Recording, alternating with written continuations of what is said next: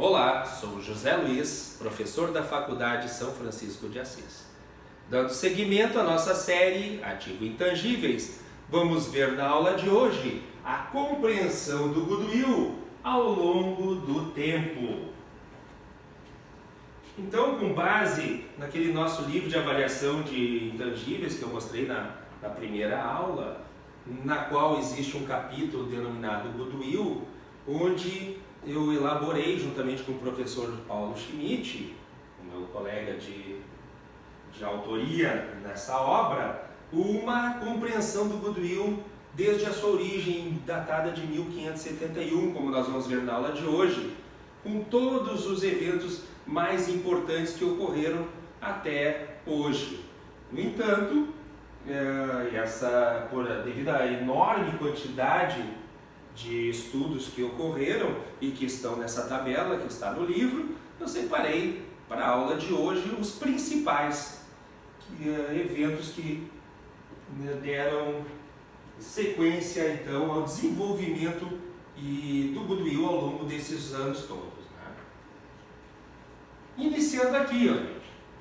Encontram-se indícios na literatura do assunto, segundo Percival Lake, que o problema da avaliação do goodwill é muito antigo e sua aplicação iniciou então em decisões judiciais e existem há muito tempo, sendo que o primeiro registro da utilização do termo goodwill data de 1571 na Inglaterra. I give to John Stephen my whole interest in goodwill of my quarry.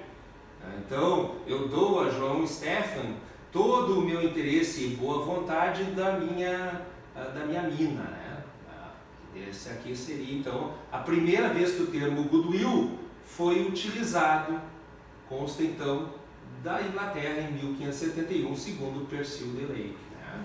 Essas primeiras avaliações então do goodwill referiam-se à terra.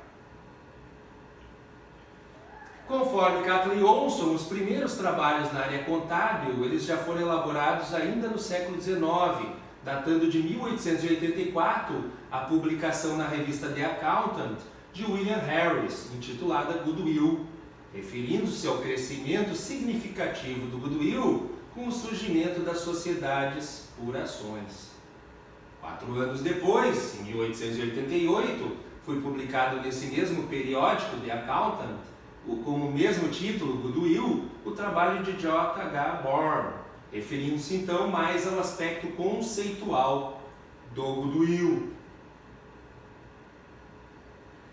Na realidade, o primeiro trabalho sistemático, tendo como tema central o goodwill, surgiu em 1891 e foi elaborado por Francis Moore, que escreveu um artigo publicado na revista The Accountant relacionado à avaliação do goodwill, iniciando assim uma nova fase do goodwill.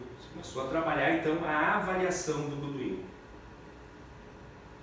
Já em 1897, Lauren Dixon publicava em Londres Goodwill and its treatment in accounts. Então, o seu goodwill e o seu tratamento nas contas, ou o seu tratamento contábil, enfocando o assunto mais do ponto de vista do tratamento contábil e ressaltando os riscos de se ativar o mesmo, propondo então a imediata liquidação contra o patrimônio líquido, nos casos em que ele obrigatoriamente tivesse que ser contabilizado, citando também a necessidade da inclusão na hora de avaliar, então, de mensurar o goodwill, a remuneração dos acionistas no cálculo. Nós vamos ter uma outra aula, que é a próxima, que vai tratar justamente então da mensuração do goodwill ao longo dos anos. Em 1898, Edwin Goodyear proferiu então uma conferência seguindo o pensamento de Dixie, explicando a forma adequada de ajustar o lucro líquido da entidade para se obter uma base apropriada para a avaliação do goodwill. Esse trabalho também foi publicado no The Accountant. Em 1909, Henry Hatfield, professor de contabilidade da Universidade da Califórnia e um dos grandes estudiosos de ativo intangível em geral, ele introduziu uma nova forma de cálculo do goodwill em sua obra Modern Accounting Its Principles and Some Its Problems, publicada em Nova York, lá em 1909. Ele passou a utilizar, nós vamos ver em aulas futuras, um método de que a gente chama de obtenção do goodwill por diferença. Na realidade, é um método residual. Em 1914, Percy Lake apresentou um estudo que se constituiu um grande esforço para a evolução do tratamento contábil do goodwill, que também foi publicado no The Accountant. Já em 1929, John Cunning, em seu trabalho intitulado The Economics of Accountancy, demonstra a importância do goodwill, dados inúmeros contadores, escritores, economistas e engenheiros que sobre o tema discorreram em vários anos, sem que chegasse a um acordo sobre o seu tratamento contábil. Esse trabalho aqui é importante. Posteriormente, em 1936, Premreich elaborou um estudo sobre as decisões judiciais no campo do goodwill. As decisões, e ele identificou que essas decisões proferidas foram sofrendo uma mudança gradativa, partindo do valor relativo às terras, como a gente viu lá em 1571, e incluindo progressivamente o valor referente à localização do negócio, posteriormente a clientela formada, a marca, a continuidade da empresa e assim sucessivamente, até chegarmos então no conceito atual, que é o da tecnologia da informação, já que estamos na era da informação. Em 1952, William A. Peyton e Peyton Jr. elaboraram a obra intitulada Asset Accounting, discorrendo então também sobre a natureza do goodwill. Em 63, Maurice Muniz publica uma obra denominada Accounting, An Analysis of Its Problems, onde então o autor cita o problema que envolve a mensuração do goodwill, em especial no que tange a capitalização dos ganhos futuros. Já em 1966, Reynold Chambers publica a obra Accounting, Evaluation and Economic Behavior. O autor destaca nessa obra que o goodwill é um ativo do acionista e não da entidade. Em 68, Catley Olson publica então pelo ACPA um artigo denominado Accounting for Goodwill, que é considerado um marco no estudo do goodwill. Em relação ao Brasil, em 1972, Eliseu Martins elabora sua tese de doutoramento na USP, denominada Contribuição à Avaliação do Ativo Intangível, que é um marco de referência do ativo intangível na literatura brasileira. Já em 87, Masanori Nuonobe elabora sua tese de doutoramento na USP, denominada Contribuição à Mensuração e Contabilização do Goodwill Não Adquirido, ou seja, do Goodwill Subjetivo. E nesse breve histórico, coloco ainda eu, que elaborei então a minha tese de doutoramento, apresentada na Universidade Federal do Rio Grande do Sul, quando concluí o meu doutorado em Economia, denominada Contribuição à Avaliação Econômica de Ativos Intangíveis, na qual então eu propus um modelo residual de avaliação de intangíveis que nós vamos ver em aulas seguintes.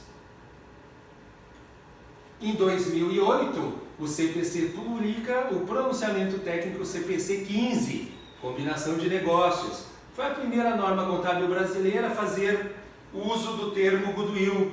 Até então, as nossas normas brasileiras, a lei das SAs e mesmo a Instrução Normativa 247/96 da CVM, trabalhava o conceito de ágil por expectativa de lucro futuro, para justamente identificar o que hoje se denomina goodwill. O termo goodwill, a primeira vez que surgiu em norma é no CPC 15, em 2008.